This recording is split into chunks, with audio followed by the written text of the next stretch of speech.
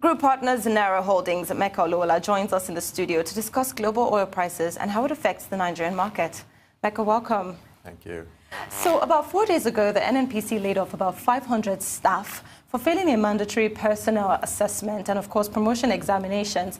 The news is making rounds, and that development is already causing a lot of disquiet within the corporation. Do you think that this will have a negative effect on the oil and gas sector? I don't really think so. They are threatening to lay off about 500 people, right? Because they made them sit for promotion exam. So they're threatening, so it hasn't happened? Yeah, it hasn't happened. Okay. So the problem is when you have an ineffective recruitment system, you know, that lays emphasis on things like catchment areas and stuff like that, you definitely will have that kind of a problem. So because you will have brought in people who you would then have to, you know, declare redundant, you know, when you have things like exams and stuff like that. So the problem is right from the get-go. How do you recruit people? Do you understand? Do you talk about, you know, distribution? Do you, you know, say you have to have federal characters and things like that? Yeah. So that's the fundamental problem. You know, what is the quality of employees that you get in the first instance? Whether it will have an impact, I don't think so. You know, we're talking about less than, you know, 5 to 6% of the workforce. You know, they have about 8,000 people there, about if you count the boards and the various people. So I think that they are over-bloated in the first instance. You know, when so you they definitely need to downsize. Already, you know, so, and some of the things that will happen when they privatize the NNPC eventually is that, you know, private sector will come in and they will run it more efficiently. Okay, so you're saying that from a productivity standpoint, even, it may not be a huge loss to them because they're already overstaffed. Nobody should lose any sleep. Okay, well, Meka, there's been a slide in global oil prices in recent times, which has made major oil producers consider the option of production cuts. What would you say is the cause of this? So everything still goes back to the U.S., you know. When the U.S. sneezes, the whole world catches a cold. But the thing is, so there are sanctions on Iran that are causing everybody to then start to overproduce, because what happens is that the oil prices goes up, and then you then try to get a lot, you know, an arbitrage for, you know, your production. So you start to produce more in the hope that you get a lot more revenue. Of course. Okay, so what then happens is then the market becomes glutted. Oversaturated with product, and then it starts to go down again. The price starts to go down. So it's a vicious cycle that happens all the time. Okay, so what we're saying is that there have been certain production cuts by OPEC to try and bring it down. But U.S. is pumping up production, and right now they are #1 in terms of global production, you know, at about 11 million, you know, barrels a day. So what that means is that, you know, and don't forget that the U.S. prefers the oil prices to be down. Yeah. Right? You know, so really because they don't rely on revenues from oil, right? They want their own plants, the machineries to be working, the, you know, corporations running, you know, with oil prices down. They are a net consumer of refined products. So they don't want it to affect their own operations? No, not at all, right? So that's what we're doing, is all that ding-dong that is happening, and it's going to keep going until February next year. But Meka, if this price fall persists, who will be the major gainers and losers? So the way it works is the oil-producing nations will be the gainers, right? Saudi Arabia, the Middle East as a whole, Nigeria, you know, of course. And unfortunately, because we're a monolithic economy, we are going to be the ones who would really be affected by the way these prices are moving, right? Because 95% of government revenues, even though oil prices, oil and gas doesn't determine our GDP, but it's still accounting for close to 95% of government's own revenue. So what happens is that when the oil prices goes down, we start to panic in Nigeria. So countries like, you know, South Korea, something like Indonesia, India, all of those guys will be very happy, you know, because they rely on refined products to run their economies, you know. And people like Turkey, who have had a lot of shrinkage to their GDP as a result of, the oil prices going up will be, the happier for it.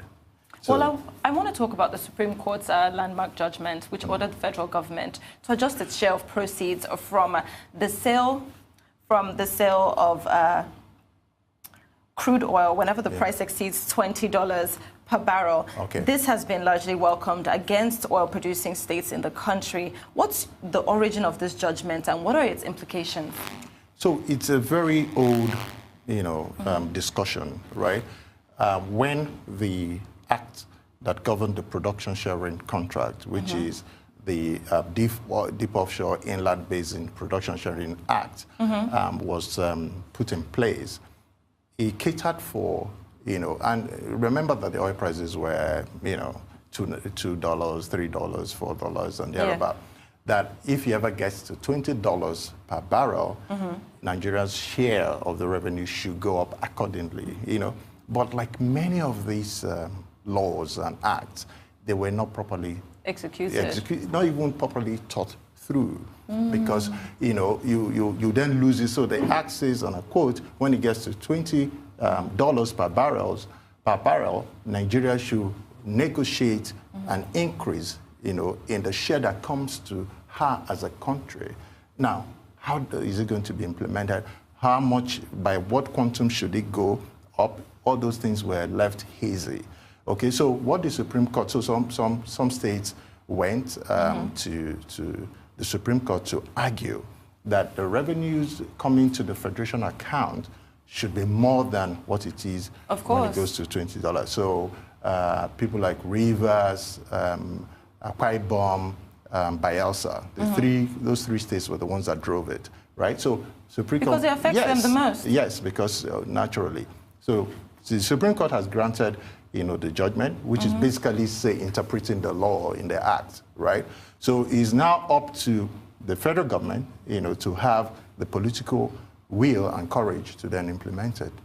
But okay, so new data by the Ministry of Petroleum shows that oil production has declined by about 70,000 barrels per day.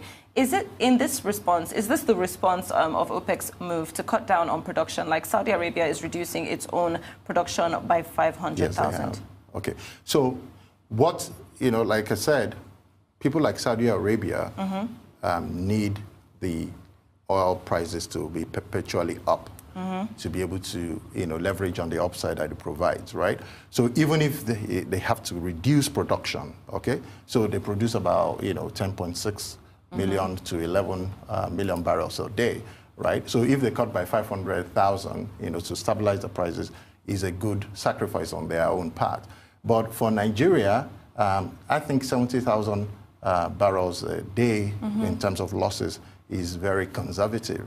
I think that we lose anywhere between 300 and 400,000 barrels a So you're day. saying the amount is actually even more than being reported? Far more than. It doesn't help us, it doesn't make us look good as a country. So there's a lot of underreporting going on, okay? But there's, my own estimation, between $9 and $10 billion is being lost annually to vandalization, theft, criminality, resistivity, just whatever corruption in general. Well, everything that happens, in the Niger Delta. So it's a real, if you think about the opportunity cost of what this money can do, you will realize the impact that it's having on us as an economy. So look at the budget deficit, right? We say we need about 3 trillion, to bridge the infrastructural deficit, right? That's just 30% of how much we're losing, to IHF in a year. Look at the number of roads, okay? So the ministry said they needed 300 million to do about 20 roads. We're talking 3 trillion here. So we need to sit down. People need to start asking questions and say, what is really going on? Is there something that can be done, or is there complicity on the part of the people who are supposed to safeguard these pipelines? Because it's so huge. The monies we're talking about are so humongous that it favors, it then becomes overwhelmingly tempting from even the people that are supposed to safeguard it, to do the right thing. But government must have the will to say, we can't keep subjecting ourselves to these losses, right? The entire debt portfolio of Nigeria as a country is about $20 billion now. So if I say that we're losing about 9 to 10, that's about half of that. So you can use that to settle your external debts and stuff like that and reduce the pressure that it has. Look at how we're trying to defend, the dollar, right? The naira against the dollar in Nigeria. Look at all the work that has been done by the CBN, right? If you had additional $9 million, right, you will be able to reduce the exchange rate by another half today. So we will be talking about 150 naira to $1. So we need to start to talk about these things more. But I want to go off tangent and ask you really quickly, what government do you think could implement this? Our current administration or a new one? I mean, I'm not a politician, but and I don't like to go into politics. In your expert opinion? From what we have seen, we haven't seen the kind of trajectory, the demonstration, the willpower, the strength, and the tenacity that we would like to see happen for some of these changes to occur.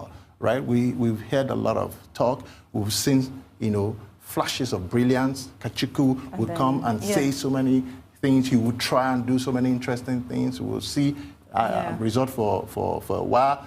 But something is lacking, something is missing. So it's as if a few people are struggling. They know the right things, they are trying to do the right things. But there seems to be no cohesiveness even. So results are lacking. So there's a lot of effort and motion in the right places, so something needs to change. Okay, well, the IMF has stated that lesser disruptions of the kind that you were mentioning before would increase Nigeria's growth by 1.9% by the end of 2018. But you've mentioned that these disruptions might linger on in the run-up to the elections in February. What can we help guarantee stability now?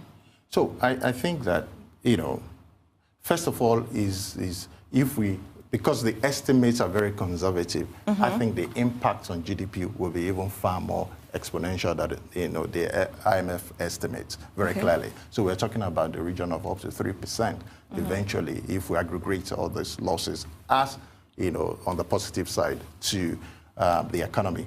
But, one of the things that we should focus on, is something that was touted about 4 years ago that Nigeria was going to embrace aggressively, which is to look at alternative, sources of revenue than oil and gas.